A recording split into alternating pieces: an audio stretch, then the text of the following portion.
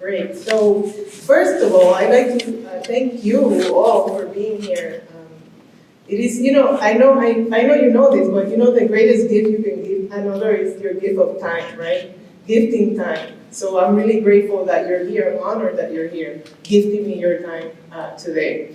And I'd like to thank Dean Mari Castaneda for inviting me here today, and also all the co-sponsors and everyone involved in making this event happen. So I'm really thankful to be here. So the title of the presentation today is Ecological Knowledge and Sustainable Practices in Afro-Puerto Rico. And you're going to get to know this region a lot more. This is the area in red is Puerto Rico's southeast. It's the southeast coast, which spans about 6 towns, okay, of the southeastern seaboard from, and I'll move in from Santa Isabel here to Maunao here. That's what we call the southeast. So I'm going to tell you what we're going to discuss. We're going to discuss a region, a specific region called the Jobos Bay. In Spanish, it's called the Bahía de Jobos, right? And I'm going to discuss 4 things. And these are 4 pieces of my ethnographic work that I've done, some of it by myself, some of it with collaborators who I'm going to introduce you to during this talk. So the work I've done by myself, or mostly by myself, although never by myself, always in community, but my primary research interest in the last 7 years has been on environmental injustice and environmental racism from energy production, specifically in Puerto Rico's southeast. And then I do other work with other colleagues and on ecological knowledge, on Black ecological knowledge, Afro-descendant ecological knowledge in Puerto Rico's southeast. And I'll introduce you to that work and the collaborator with whom I work.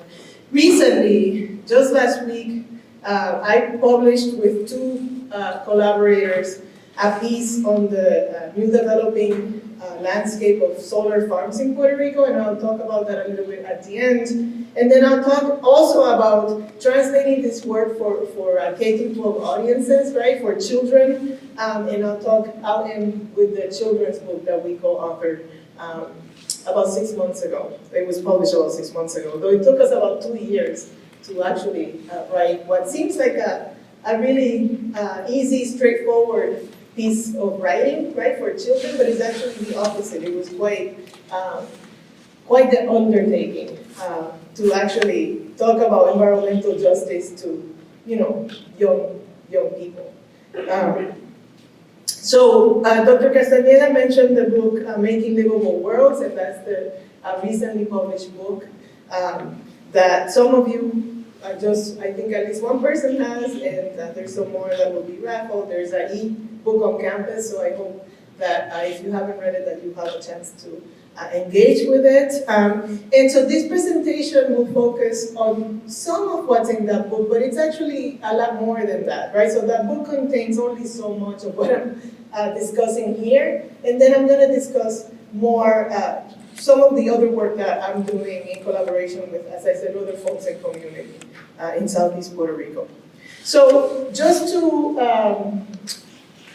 share with you that in that book, if you read that book, the very first chapter is really a chapter on auto theory or life thinking. And this is because my family is from the region where I do my ethnographic work. So I come from, I was born in Guayama, which is a town in Puerto Rico southeast. And but my family is from a town called Arroyo, which is the next town after Guayama. And what's funny is that until 1865, Arroyo and Guayama were just one town. It was just Guayama. And Arroyo was a neighborhood, but then it became its own town. Anyway, long story short, this is my mom and my uncle and my aunt, and I situate, particularly in the first chapter of the book, I situate myself in my ethnographic work and in this region through their life and their life stories as Black people living in, quite a racialized society and living with and enduring racism and white supremacy, but also as people who built lives and worlds and who are actually quite joyful, as people who have had really great lives and have been quite happy as well. So, and auto theory or life thinking, if you're interested, right, for your own work, this is a method and a theoretical framework that offers us, right, as researchers, as scholars, as writers, the ability to use this framework and this method to produce counter-narratives of place, right? Because often history is top-down, and what we do when we use life thinking or auto theory is that we place ourselves in the middle of the story and look out, right, and look around, and tell the story from a perspective that is quite grounded, right? And in this case, it's grounded in their lives, it's grounded in my life, through their lives. And this is a narrative and a narrative practice and a method that has been used by indigenous and Black and queer and Latinx scholars actually for, at least 4 decades, if not more, if we think about Zora Neale Hurston, right, who was writing in the 1930s and already using this method to write about, ethnography about the Black Americas, right? So just a conceptual timeline before I get into the particulars.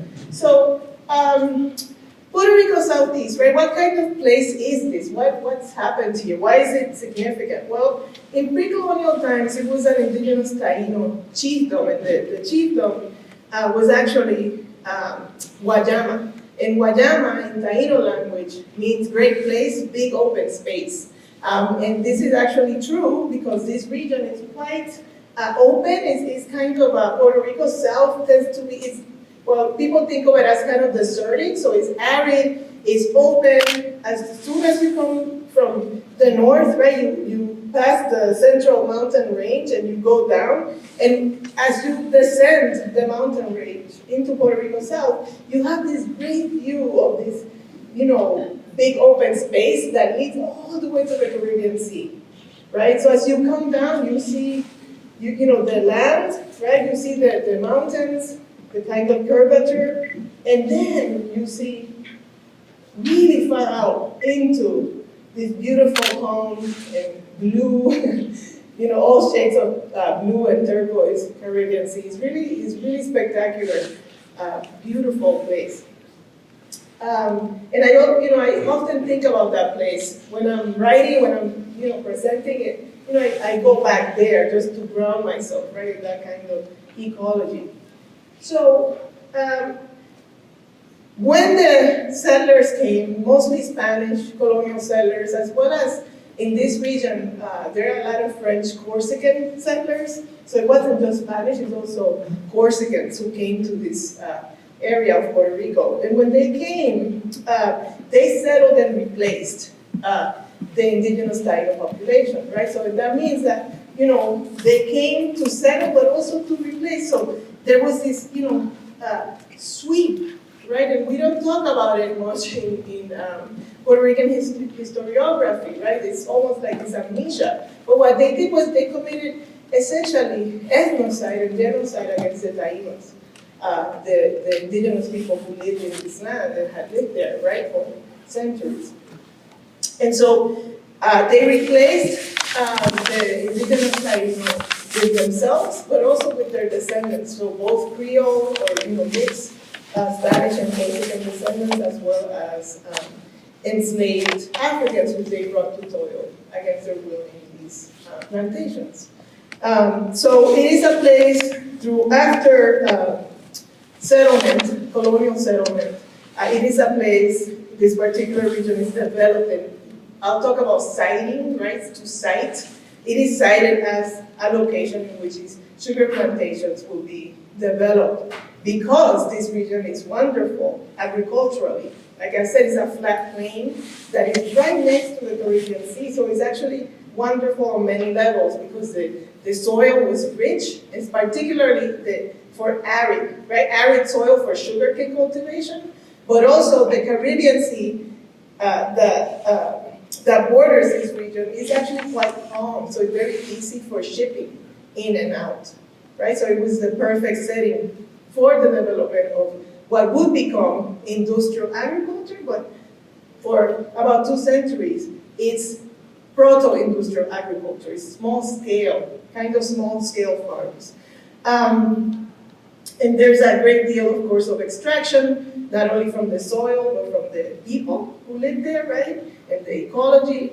And this leads, of course, to dispossession, because this is a world in which there's a racial hierarchy, right, with white supremacy kind of, as the power, right, the power holders, and everybody else beneath that suffering the perils of racial dispossession. So, and then during the sugar plantation era, there's a lot of contamination.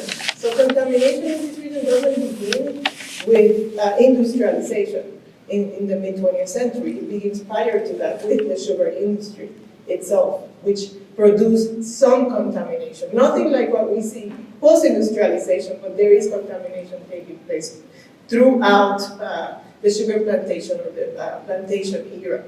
So in the mid-20th century, the United States and Puerto Rico has this great idea of industrializing the island. And as you know, Puerto Rico becomes a colony of the United States in 1898.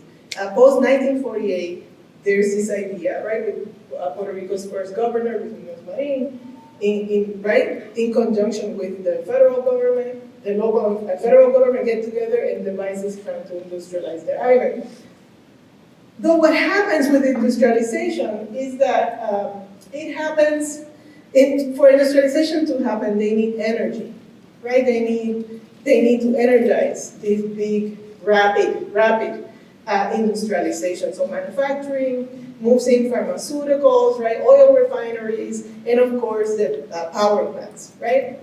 And at the mid-20th century, right, after 1948, 1952, you have the beginnings of toxic environments that, people are beginning to feel that something is wrong in this region, and by the 1960s, community members begin to sound the alarm. So we're in 2022. And I'm telling you that in the 1960s, community members are already saying, this isn't good. We're suffering. The fish are dying, right? The air is dirty, okay? They didn't quite know what was happening, but they knew something was off. And the reason they knew is because folks in these communities are resource users. What does that mean? It means that they actually have a relationship with the non-human animals there. They depend on the non-human animals for food, as I'm going to show you, right? So they began to see that something was wrong, very early on. And now in the 21st century, we're asking, and we, I mean community members, researchers, people involved in this wider community research, what kind of coastal futures will produce good lives and higher well-being for residents, right? That's what we want to know. How can people have good lives and well-being without having to fight this environmental injustice, right? So the Hobos Bay region, as I mentioned before, and as you're going to hear me say throughout, it's a sacrifice zone, it's an environmental injustice hotspot. This is a region, as I said before, that is largely Black and Afro-descendant. About 46.71% of people in this region identify as Black or Afro-descendant alone, right? And this is quite a lot more than the national average for Puerto Rico, which is only about 11.7%, according to the Census 2020. However, when you go to these communities, when you're there, or when you talk to folks, they say this number is much higher, that many more people are Black or Afro-descendant. And community members say it's about 80 or 90% of the people there. It's just people are not reporting themselves to be Black or Afro-descendant, right? Which is a whole other conversation. And 50.68% of the people live under the poverty line in this region. So what am I telling you here with these two facts, right? That one, there's a great economic disparity here, right? People don't have, as a result, economic power or a lot of political representation. And this is a racialized, right? This is a Black Afro-descendant community. This is not only Hispanic, right? So it is Hispanic because it's Puerto Rico, and 98% of Puerto Rico is defined as Hispanic. However, it is also an Afro-Hispanic community. So there's another layer of racialization here. It isn't just Hispanic, it's Afro-Latino or Afro-Latinx who we're talking about. So I'm going to focus on the two power plants mostly in the next part of the presentation. So you'll hear me say Aguirre Power Complex, which is one power plant that is located here, and then the AES Coal Power Plant, okay, which is the next one. But before I move on, I want to just call your attention very quickly to the 10,000 acres of GMO cultivation and development that is also cited here. And I know some of you are reading Silent Spring, is that right? And this book is about pesticides and DDT, right? And in the book, which kind of begins, the environmental movement in the United States, she says pesticides, and she, right? Rachel Carson says, this is gonna kill us. Pesticides will really finish our communities. We shouldn't use this, and right? You all know all of the data and the stories that she tells. So what's interesting here is that in this region, right now, there's 10,000 acres devoted to GMO seed development and pesticide production. So Monsanto's here, Syngenta is there. There's about 4 different companies or conglomerates that do this kind of work, and they leased this land from the Puerto Rican government. So this is agricultural land that could go to agriculture, but instead is going to these multinationals to develop pesticides and GMO seeds. So I also think about what's happening in this region through and with Dr. Bullard, Robert Bullard's work. And some of you might know, but Dr. Bullard is, hailed as the father of environmental justice in the United States. And in 1993, he wrote a piece that I really like, a short piece. And he was talking about siting, right? Where are industries, dirty industries sited in the continental United States, right? And he says, in the very first paragraph, communities consisting primarily of people of color continue to bear a disproportionate burden of the nation's air, water, and waste problems. Even in today's society, he's talking about 1993, okay? Even in today's society, race influences the likelihood of exposure to environmental and health risks, as well as accessibility to health care. So remember that. I want you to remember health risk and health care, okay?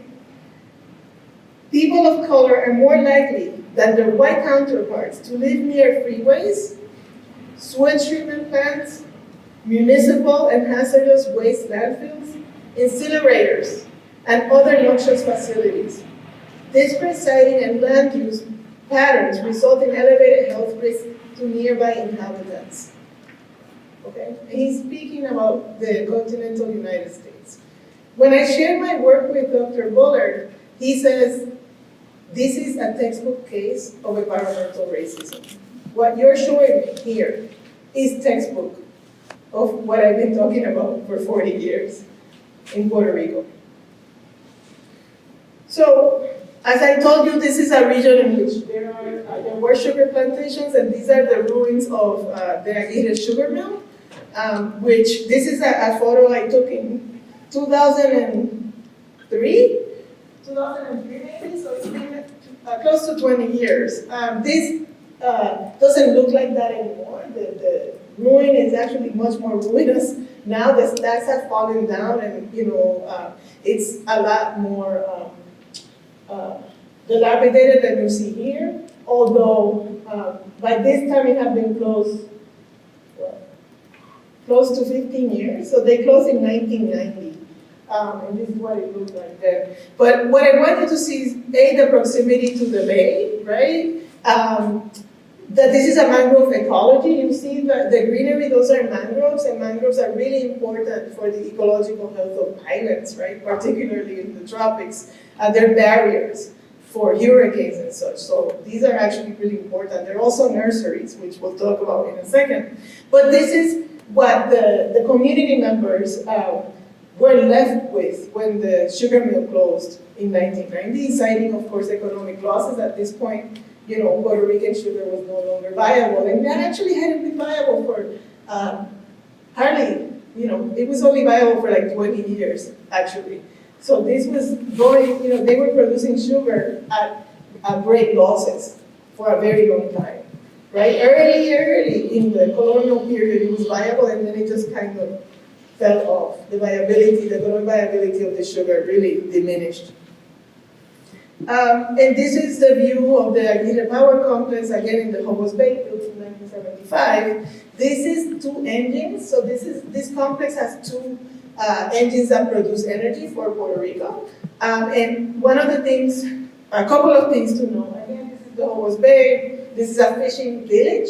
So the descendants of sugarcane workers, many of them are fishers and land grabbers, and they live off the resources of the land and the mangrove, which we're going to talk about in a second. So this is, as you can see, the fishing boat, and somebody's pulling a boat out of the water, and this has, the fact that this is sited here has great consequences for the estuary itself, right? And it's been here since 1975. Nowadays, when you hear about blackouts in Puerto Rico, right?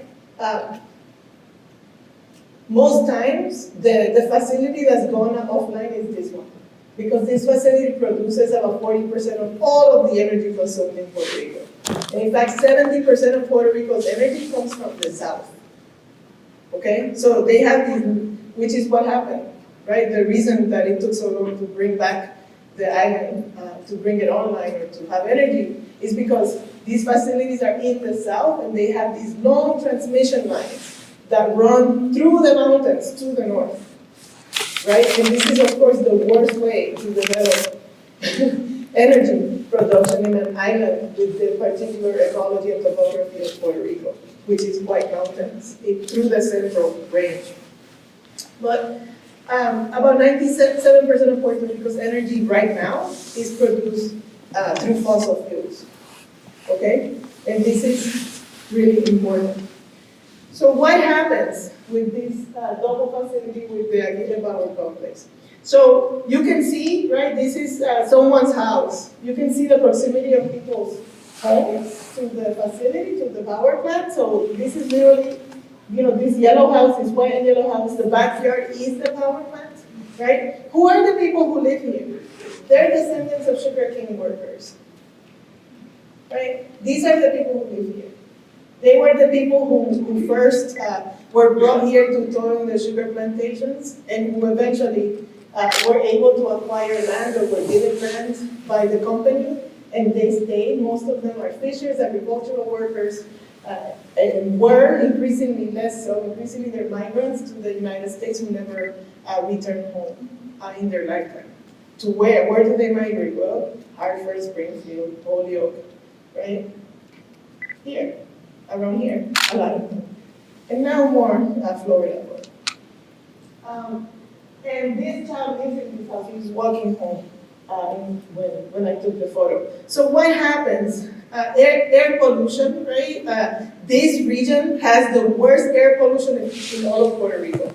Because of course it's all caused by three.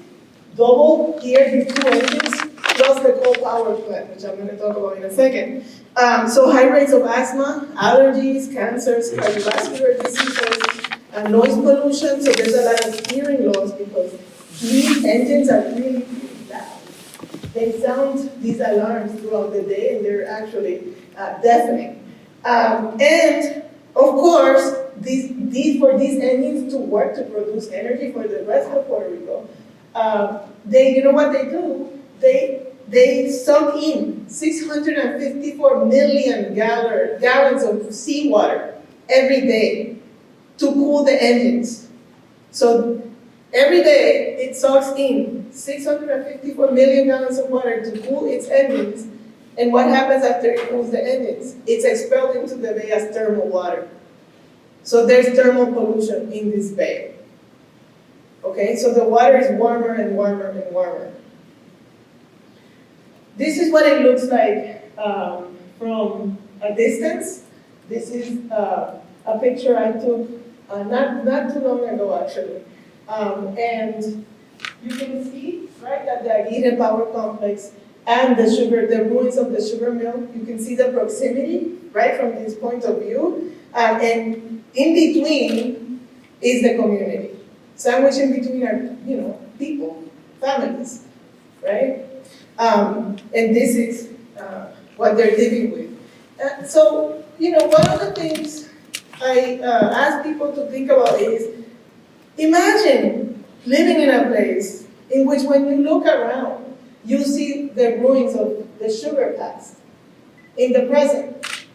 So if you live here, every single day, you encounter the sugar past in the ruins of the sugar mill, which no longer works. It will never work again. It will never come back. And for some people, actually some people wish sugar came back, because that means they would have jobs and they wouldn't have to migrate. As bad as those jobs were for most of the people there, actually, right? And then you have the present, which are these, power plants that employ maybe 2 people from the community and 150 people from elsewhere, right? Industrialization said they would bring jobs to Puerto Rico, but instead it actually cut out jobs, and people left. People had to migrate, and the big multinationals that came really didn't employ people, local people, certainly not local people, right? So the harms, multiply. It's not only environmental, but it's also economic as well, right? And psychological, because you're living with these, behemoths in your community, day in and day out. The estuary, the Hobos Bay estuary is actually a NOAA, National Atmospheric Administration Research Reserve. So the estuary itself is actually a federal reserve. So if any of you, right, is interested in going to study, bird habitats, salt flats, mangrove ecology, you can go here, and you can stay in the reserve, and you can carry out your experiments and your work. However, flanking this research reserve are these 2 power complexes, and then lots of other industries throughout. Actually, to the north is some of the agricultural land that is devoted to the GMO production and the pesticide production too. So I just wanted to get an aerial view of the region and what it looks like and where the 2 power plants are located. Now, as I mentioned earlier, the Hobos Bay is the second most significant estuary in Puerto Rico. What does that mean? It means it's a significant habitat for animals, non-human animals, right? So turtles, all birds, all kinds of birds, land crabs, mangrove oysters, manatees, right? It's actually quite common to go kayaking or boating here to see manatees, because they live here, right? They reproduce here. Fish, all kinds of fish. I mentioned turtles, right? So this is a really important mangrove habitat for all of these non-human animals who rely on having, right, a home too, a clean home, a place in which they can reproduce and bring up their babies. And this is a view of the AES coal power plant from the Hobos Bay. So if I'm facing this way to the west, I see the ruins of the power plant. Not yet. The ruins of the sugar company and then the power plant. But if I turn this way, I see the AES coal power plant. Okay, so it's kind of like on both sides. Okay. And what I want you to see here is that this is where it says coal ash, that's a mountain of coal ash. So let me back up. The AES power plant is a privately owned power company. What it does is it burns coal to produce energy, right? And once it produces energy with the burnt coal, it produces this toxic coal ash. Right, that's once the coal is burned, it produces toxic coal ash, and this is what I'm showing you here. This toxic coal ash is toxic, okay? And there's a huge, you see how large that is, how tall that is? At one point it was about 5 stories high, this mound, and I'm gonna show you what it looks like. And this is one of the biggest issues, one of the biggest environmental threats in Puerto Rico at this moment. Now, a couple of things. The plant and the coal ash is in Guayama, Puerto Rico. It is not in Peñuelas, which is a misunderstanding. The company dumped some of this in a landfill in Peñuelas, some. But the mound, this mountain, is actually in the Hobos Bay. It lives in, that's where it is. It's in Guayama, and I'll show you. This is what it looks like. There's a road on it, right? The trucks drive up on this mountain, okay? What do they do with it? Well, they don't know what to do with it. They don't know where to put it. So they're just amassing it there right now. And I'll tell you what they've done with it at different moments. But what they do is to keep it from flying. Okay, it flies everywhere, right? This thing is out into in the open air for the elements to carry around. So it seeps into the aquifer because the southern aquifer is right underneath it. Of course, it seeps into the bay. It seeps into the air. So we can safely say this is basically flying around everywhere. Okay. But what the company does is they have sprinklers to moisten it as a way to petrify this. And they say, well, it's petrified, it doesn't really go anywhere. This isn't true. Research, and chemical research, in fact, chemical research done by folks at the University of Puerto Rico recently confirmed that the aquifer has, in fact, been contaminated by heavy metals due to this thing being there now for 2 decades.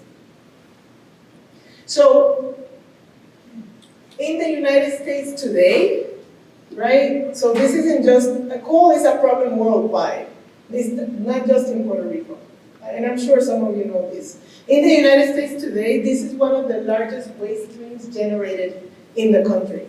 So about 100 million tons of coal ash is generated every year in the United States. Okay? And maybe there's a coal plant near you, right? And so it will serve you to serve. So the burning of coal itself is problematic. But also, the externalities of coal is even more problematic if we can, right? The whole thing is just a catastrophe. So, in Puerto Rico, there's about 300,000 tons produced of coal each year, right? From this one power plant. Now, just to be clear, Puerto Rico has no coal. This coal is imported mainly from Colombia, okay? It's imported to Puerto Rico. This is the only power plant, there's one power plant in Puerto Rico. This is it. It was opened in 2002, okay? So just to clarify, some people think there are mines and some people you don't know. This is imported coal burned to produce energy, and then they don't know what to do with the externality, which is the coal, the toxic coal ash. So what have they done with this? Right? Some of you know this. They shipped it to Dominican Republic for about 2 years. Okay? So they shipped it to a community just as black and just as poor in South Dominican Republic. Right? Which is, what does that mean? You're externalizing environmental injustice. That's what it means. Right? The community within 2 years realized that this was bad. How? Well, the agriculture was downhill. Women are actually one of the first people to see environmental injustice happens to women, because women bear children, right? And because babies get sick. They're vulnerable, right? So in this community in the Dominican Republic, babies started getting sick. They were born with deformities. People started having spontaneous abortions, cancers. And they said, the only thing that has changed here is this, right? So they sued and they stopped the company from continuing to dump this ash in their community. They only I think they get about $2 million as a settlement, which is, of course, ridiculous, right? Not that money matters, but it does in some ways, especially if you've lost, if your baby needs healthcare throughout its life, right? You're gonna need the financing. So they left, they stopped dumping in the Dominican Republic, and then this is when, right, after 2004, they started amassing this coal ash, and they decided, oh, a great idea, we're going to dump it in Puerto Rico. In 1999, before this company opened, a judge made them swear in a statement that they would never dump this in Puerto Rico. But of course, in 2005, having nowhere to go, they began to dump it in Puerto Rico. So this is dumped in about 14 towns throughout the island, in some of the island landfills. This is actually practiced in the United States too, so you can do your research and find out. This was used, or it is used, for construction materials. So drywall, cement, flooring, all kinds of things is built using this coal ash. Because of course it has to be used for something, it needs to be useful, right? So they put this toxic material into construction material.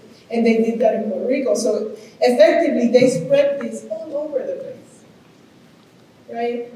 They built roads with it, they built malls, theaters, they built housing, urbanizaciones, right? They dumped it in the landfills throughout the island, particularly the one that people know most about is Peñuelas. It's a town to the west of Puerto Rico, which also has a great deal of environmental injustice because they deal with liquefied natural, quote-unquote, natural gas. So, I'm gonna skip this.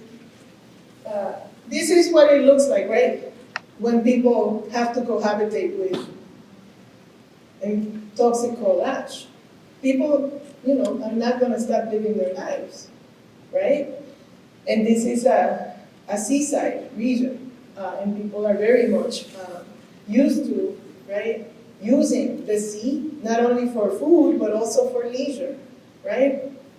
And so this is a photograph I took on July 4th, 2018, and July 4th in Puerto Rico is also a holiday, and people were out with their families enjoying the day, right? And you see children just, frolicking in the beach, which is, right, what you do. If you're a child and you can get close to any body of water. But here's this toxic coal ash. They are in the open, just spreading about. So what is the human toll of burning coal to produce energy? I spoke to the medical director of the Mennonite Hospital in Guayana, and his name is Dr. Herzog Jimenez, and he's actually quite an interesting man who has been fighting. He's one of the pioneers of fighting environmental justice in this region, because he's been practicing medicine there his entire life. So he gets all the sick people, he gets to, and he's documenting them, right? So what he said to me, and there's a lot he said, and this is published in some of my publications, but he said, I find it significant that there is a 70% increase in cancers in this region since 2002, right? So when this company opened, he begins to see an increase in cancer rates in the patients that he's seeing. I met Erwin, who's a 45-year-old cancer patient. He was suffering from kidney cancer. And he says, to what else should we attribute the spike in cancers in this region? My cancer and all the cancers my neighbors are suffering from, but to the coal power plant that opened in 2002. Many of the factories have left, but the only thing that has opened here is this coal power plant. This is the new player, right? And when it comes, there is an increase in cancers. Kidney problems, right? Dr. Herzog Jimenez says about 4 dialysis centers had opened in the region in the last 10 years to service all of the kidney disease and failure that people are experiencing. Cancer, spontaneous abortions, cardiovascular diseases, of course, higher rates of asthma, particularly in children, bronchitis, COPD, pneumonia. Two hospitals, there were 3 hospitals in this region in 2016. Now there's only one. And that one hospital, which is the Mennonite Hospital, services about 100,000 people. So remember when I told you when I read Dr. Bullard's description earlier, how he said racialized people will experience more health risks? Remember? Here, textbook case. This is exactly what's happening. With less healthcare workers to help them, right? And the other 2 hospitals closed, citing economic failure, economic reasons, which of course, in Puerto Rico after 2008, there is an economic recession that hits just like in the United States, right? And then of course, the unpayable debt after 2015. So this is a region that really needs healthcare, and healthcare workers needs hospitals. So what do people say about living with environmental injustice? Well, here's Carmen, and she says, we have a right to live in a clean environment, or is it because we are poor that we have to get used to being sick as a result of industrial contamination in our communities?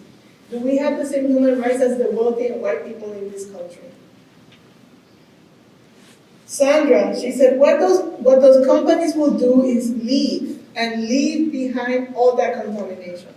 They'll leave the air, the water, and the soil contaminated, and they'll leave us sick because we are nobodies. We don't have human rights because it seems that we are not people. In this country, only the rich are people, are human. And the politicians use us poor people to get votes, but when they are on top, it's like we are invisible. They don't even see the poor. They look past us. This is what community members say. So, this is the wooden trap, but there's also another version, which is, these are all handmade by the crabbers themselves and their families. This is a fiberglass version here of the trap. This is me speaking to a crabber in his backyard. One of the really important things about this ecosystem is that you don't have to go out to crab, you crab in your own backyard because the backyard is part of the mangrove ecosystem, right? So how does this matter? Why should we care? Because with coastal gentrification, which is happening at a really rapid speed in Puerto Rico and throughout coastal communities worldwide, when you lose the community members, you lose the traditions that take place there. You lose the ecological knowledge that takes place there, right? You lose the entire system that is practiced there, okay? And here's another crabber in his backyard.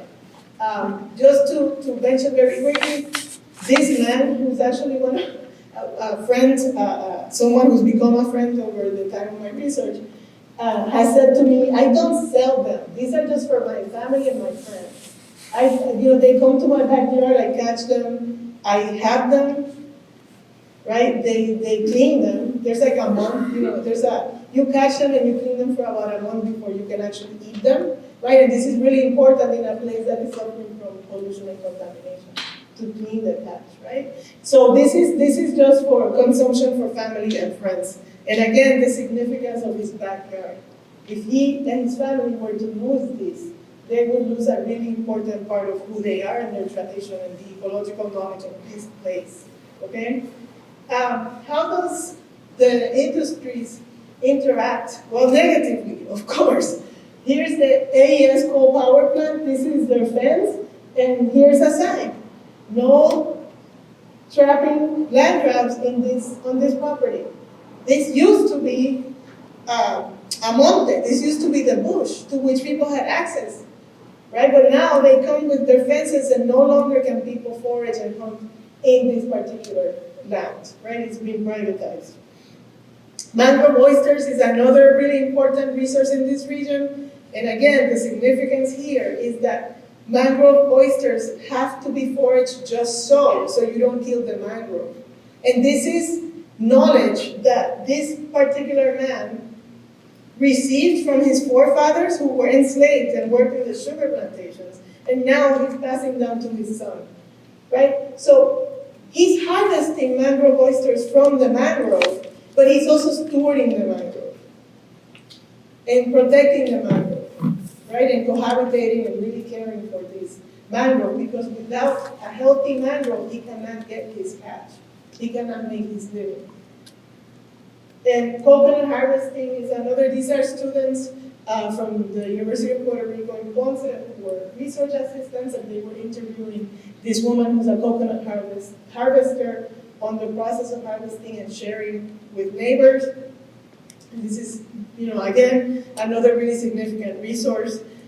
In urban context, when you go to the San Juan metropolitan region and you go to food markets, and this actually was at a flea market in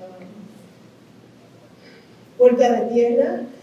It's a flea market that is mostly a Dominican serving flea market. So this is in the urban center. Most people here are Afro-Dominican. And of course, coconuts, again, as a significant Afro-descendant food and resource. We find that in this context as well, right, where there's Dominicans also searching for some of the food stuff that we eat out in the bush or in the country, in the campo, in the coast. Lastly, well, not lastly, I have two more things, I'll go quick. This is a piece we wrote recently. Ruth Santiago, who's an environmental attorney and community activist in Salinas, and Catalina Leoni, who's a communication scholar and someone I collaborate with both of them quite a bit. We wrote this piece on February 17th, it was published, and this is about the devastating cost of Puerto Rico solar farms. So as we transition from fossil fuels and we transition into, in this case, to solar, what are the harms and cost of this transition? What does that look like, right? Because we often idealize. And fossil fuels we have to, right? There is no idealization. Fossil fuels we have to end our dependence upon them today, if possible, right? So solar is better. However, this is not better. What is happening? In an island the size of Puerto Rico, we do not have the luxury to build solar quote-unquote farms. We don't have that. There isn't enough land for farms, such as those that are developed here in a continent with more lands, right? All the scientific community for 2 decades have said that in Puerto Rico, if you're developing solar energy, which we should develop, it needs to be sited on rooftops and existing structures. We cannot use agricultural land to develop solar farms. And this is exactly what's happening right now in Puerto Rico. Right now, this is what we have. The development of quote-unquote solar farms, which again continues this extractivist, this unplanned, right, this kind of careless logic in which the ecosystem and the habitat is destroyed for what? Energy. Again, right? And without considering the harms that this does on ecosystem, right, on communities. We are not in a place in which we can destroy vegetation. We need our vegetation. We need it to protect us from hurricanes in a place like Puerto Rico. We need it to breathe, right? So, lastly, I want to leave on a good note here. This is what I said before about translation of some of this work for K-12 audiences, and I co-wrote this book with Catalina Leoni, who's a communication scholar, and she thinks a lot about translation to different audiences. Mabel Colón Perez, who's a youth, who is a resident of Guayama, and who has been a really important youth activist against the coal fight. She's actually testified in Congress about the health impacts of coal in her community. And with Khalil, who is my son, who's 13 now, but he was 12 when we sat to do this, when we sat together to write this. And he was key because he was the child translator of this story. Without him, it wouldn't be understood to children, I think. So he was really important. And this is Mabel. Mabel Colón is the illustrator. She's the youth anti-coal activist who lives in Guayama. She still lives there now. And this is Mabel's illustration. And without us telling her what to illustrate, this is what she gave us. So you can see the importance of the mangrove and the crab, right? It's in her story, which is actually in the children's book, and it's also in her illustration. And in that book, we tell the story of environmental injustice in that region. We also document 4 out of the 17 EJ principles, and we took the 4 principles that we thought would be most understood by children, right? That would be something that children could understand and get behind. So we documented those 4 in the book, and also began to introduce children to thinking about the environment in the way that we think about the environment in environmental justice circles, which is, this is the traditional definition of environment in EJ, which comes from Ortiz, and they wrote this in the early 2000s. But Ortiz said the environmental justice movement defines the environment as a place where we live, work, play, and worship. Right? Because we can't really take out the spiritual dimensions either. Right? And so I really like to underscore, right, this definition. This is the environmental justice definition of environment. And we really wanted to introduce children to that notion that this is environment is, where you live, where you play, where you learn, where you spend time with family, friends, where you enjoy the ecosystem, hopefully, right, hopefully. So the book, which some of, we're raffling a few of them here, can be ordered from Editora Emergente. There is an English and Spanish book, so if you have children who are learning either English or Spanish, it's also a good book to share with them, or if you want to introduce children to environmental justice, it's also useful. If you yourself are interested, right, in writing a children's book, this, you can do it, right? I didn't, when I set out to study environmental justice, I really wasn't thinking of writing for children, actually, but it came organically, and it's been really worth it for me, because it has been used, right, in different programs throughout Puerto Rico. Here in the U.S. diaspora, more and more schools and programs are beginning to use it to introduce children to environmental justice, so it's quite worthwhile and really rewarding. I think it's been the most rewarding project I've worked on ever for a bunch of reasons, but mostly because the audience really, I think, I just think children really need to know. There's no reason to lie to them, right, or to sugarcoat. They really need to know what's happening, because it is, just like it is your future, it is also their future. So this is some of the illustrations from the book, and these again were produced by Mabet, who is the youth activist. And you can see, right, the power plant in the back, and in the book she talks about what it's like to grow up with that pollution and the concern, and growing up worried about her family and their wellness. And of course, there's been lots of protests to close the power plant. They have a contract till 2027, and we're hoping it doesn't take that long to shut this place down. We'll see. And so I just like to say that this work would not be possible without, community members, activists that I've talked to throughout these many years, my academic collaborators, and specific people such as, I mentioned, Luz Santiago, Carlos Garcia Quijano, Catalina de Onis, and local activist Nelson Santos, Mabel Colón Perez, her father Alberto Colón, a journalist named Omar Alfonso, who first broke the story of the ashes going to the Dominican Republic, Roberto Thomas, a really significant activist, and Victor Alvarado, who broke the story of the ashes being dumped in 14 towns throughout Puerto Rico. So without them, my story would be a lot less full of detail. So thank you.